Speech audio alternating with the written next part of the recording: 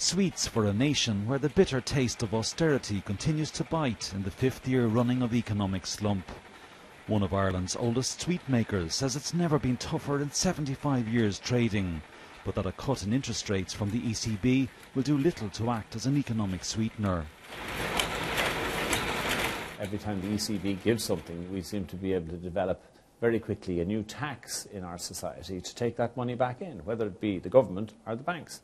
To take it back off the people as quickly as we're given it. So while it might be a reprieve for a month or two, something will appear to take it back from the people, and this is the problem. Business seems healthy at this Dublin meat plant, but their customers, such as restaurants, are cutting costs to the bone, just as banks have cut lending. Banks just don't want to loan money.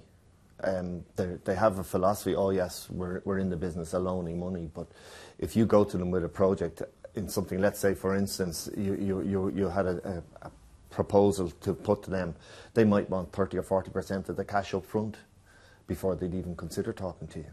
That makes life impossible. Irish manufacturing output figures this week show the sharpest contraction in almost 4 years. Small and medium businesses account for 99% of all Irish firms, but say that a cut in ECB interest rates will make little impact. Banks, over the last number of drops in interest rate, haven't actually passed it on to small businesses. This is by far the biggest recession that we've been hit with in the last 50 or 60 years, obviously.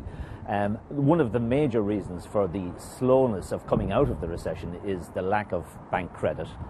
Grafton Street is Dublin's top shopping area, where during the boom, the price to rent retail space here was the 6th highest in the world. Today it's a very different story.